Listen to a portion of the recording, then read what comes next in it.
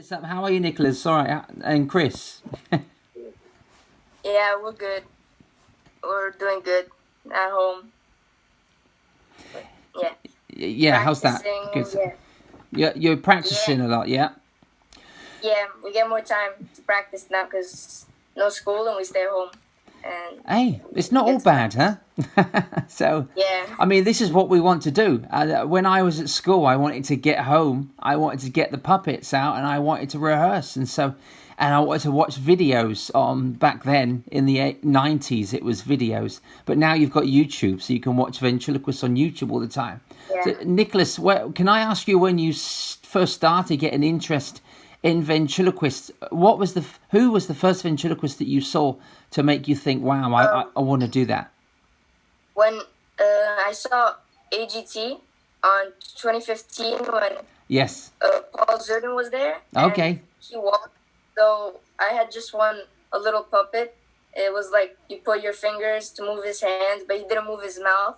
So I tried, but then I gave up because I didn't think I was gonna be that good, like at first. And then I saw Darcy Lynn, and I decided to try again. Okay. And then I just searched more about ventriloquism, and then I saw your videos on VGT with Simon, the puppet. Oh, okay. Little Simon. Yeah. He's in a Yeah. museum now. He's retired. Oh, Oh, that's great. nice. Well, I'm glad you got to see me work, and I got in contact with you because I saw you do a great spot on the Ventriloquist Kentucky Convention. Nikolas Bushi.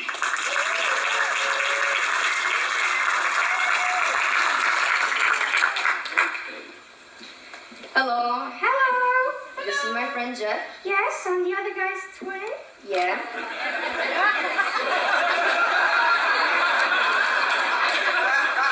So, Jeff, this is our first time here. Yeah, I'm so excited. Yeah, me too. Okay. So, wait, Jeff, What? what is this? What? It's a phone. I thought they said no phones. I don't care. Look, Jeff, why'd you bring the phone? Just in case there's an emergency. You see? Hello? Hey, Jenny! How are you? It's Jenny. I don't care. Oh.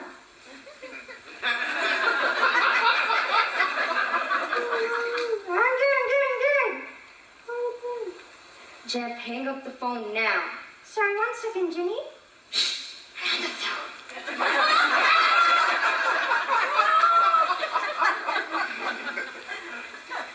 Well, how you doing? Oh, work. Taking the rent, feeding the kids. I don't even know why I said that. I live in a suitcase, and I have no kids. Anyways, Jeff, let me talk to him. All right. Jenny, he wants to talk to you. Come on. It's in your hand.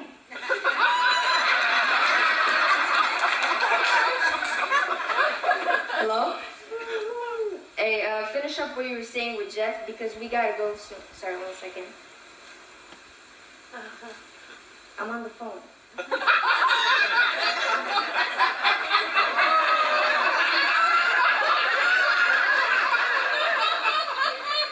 Alright, I said finish up what you were saying with Jeff, alright? What are you doing? Watch out. Anyways, hey, Jenny, what did I do when I come back? Jeff, I said let me talk to him again. He wants to talk to you again. Hello? Oh, Jeff, what's that over there? Where? Where? Oh, it must have been me. Oh, okay. Alright, okay. Finish up what you were saying, alright? Finally, man, we got to talk. Jenny? Hello?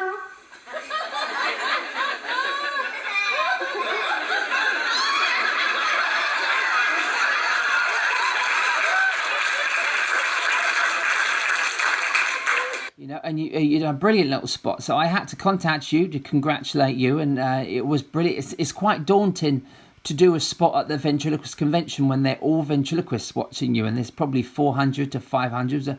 Was that nerve-wracking for you to do that? At first, yeah, because we were going one by one.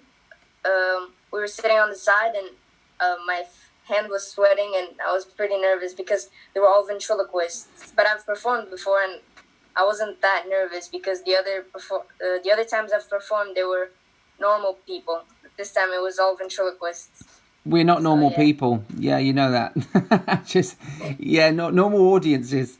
But it is so scary to actually perform. So I mean, you're overstepping a barrier there. Really, you're being brave, and to do that, to start really at the beginning of your ventriloquist career, to actually perform in front of a whole room of vents is one of the bravest things to do. I think I was 28 when I went to the convention.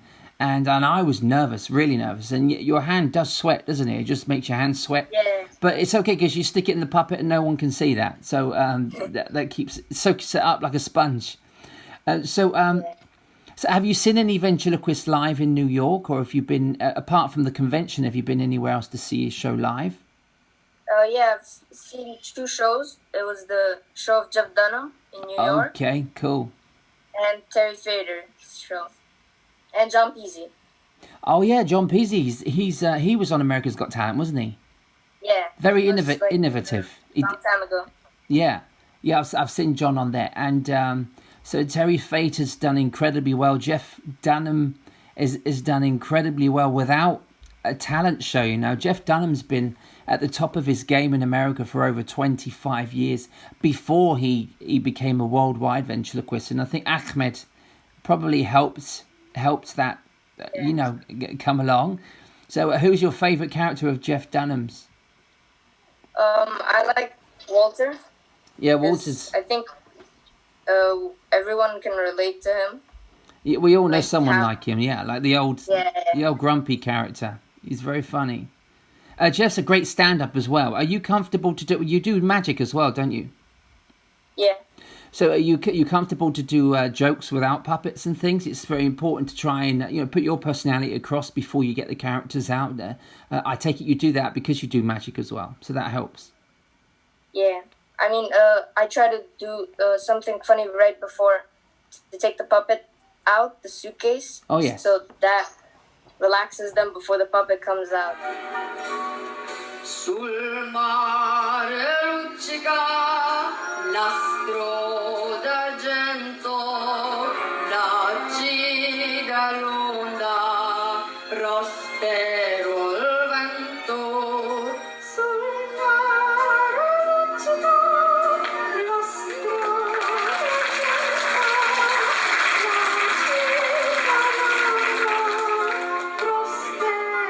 l'acida l'onda, prospero il vento.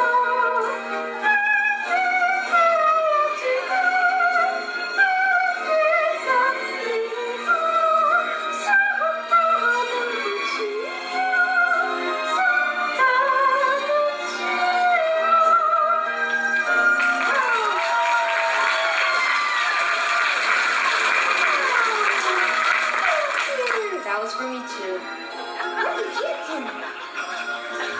So did you read any books at all? I mean, you've got the internet, so did you learn? But I just learned by books when I was a kid, and there was a ventriloquist that lived down the road from me that helped. Yeah. So did you? Are there any books that you have read on ventriloquism? Yeah, I've read a couple that I've gotten from the library, and there's a ventriloquist in New York. He's not that well known, but he gave me a book, and I read it, and it was good.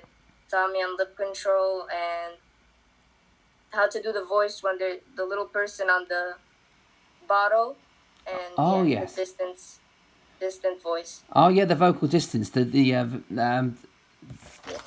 a distant voice. Yeah, that's what it's called. Which is what we have to do now. I call it vocal distancing. What we have to do. Your dad does close-up magic. You do close-up magic. But now we all do me and you do vocal distancing. So that's what we can call it. This is. I'm just showing you a few of my books, and they're all from America. So have you seen this one? Other Voices. and it's all about No. great ventriloquists. It's got from like Edgar Berger and Charlie McCarthy up until Jeff Dunham, you know. So are you into your history? Are you into your history of ventriloquists, or are you just in the now, just watching what's out there now? Or do you like going back? Because I'm writing a book about ventriloquists from all over the years, you know. I like going back more in history of ventriloquism because I think you can learn more because now everyone watches on the present ventriloquists. Yeah. And I think not everyone pays attention on the past, so I think you can take something from the past and put Yeah, it you can learn a lot by them. I mean, yeah, a lot of them were ahead of their time, you know. There were some ventriloquists that were doing walking dummies probably about 80 years ago, remote control dummies 80 years ago, or they were getting people up on stage and making their mouths talk, you know, like the mask routine. That was done 100 years ago, you know. So it's incredible. Yeah. It's incredible how far it goes back. You know, this is one of my favourite books. Have you seen this one from your library? No, I haven't seen that one. This is my favourite book. Who's that by? Valentine Vox. Not easy to say with your mouth shut. So Valentine Vox. Yeah. This is a brilliant book. It tells a lot about the history. Tells you how to do it. You don't need to know how to do it because you can do it. But yeah, it's how do you get your voices for your characters? Do you get the voice and then the character, or do you get a character and then try and find a voice for him or her? I think for me it's easier to get the character first and then the voice, because I have to like try it with the character, the voice. I can't try it without the character. Just the hands, yeah. So we sent this to you last Christmas. Obviously, this character, because it's one that I wasn't going to use. I love the character; it's brilliant, and I'd put it in my show once, but I thought he was just going to sit there with all the others that I don't use. So and you look great with him, you really do. But as soon as you sent me a video a few weeks later. Thank you. No, that's fine. But you sent me a video a few weeks later of you, and the voice just clicked in. Was that quite quick, you coming up with that voice? Because it suits him really well. I mean, he looks a little like a cheeky boy, so I try to find the voice. And yeah, that's what I did. What's his voice like now? Is it broken?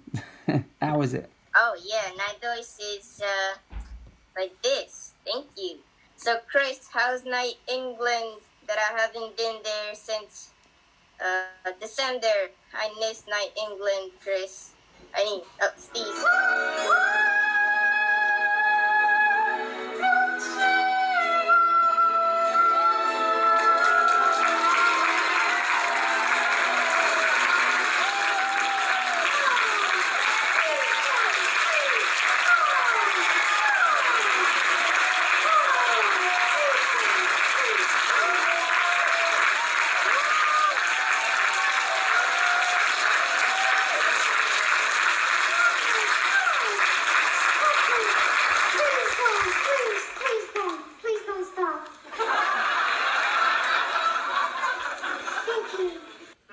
Nikolas Bushi, and this is my friend Jeff. Oh, hello.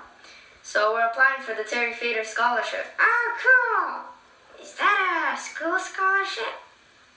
No. Ah, then what is it? It's a ventriloquism scholarship. Because if you win, you get to go to Vet Haven Convention. You get lessons of ventriloquism and much more. Oh, you really need that. Oh.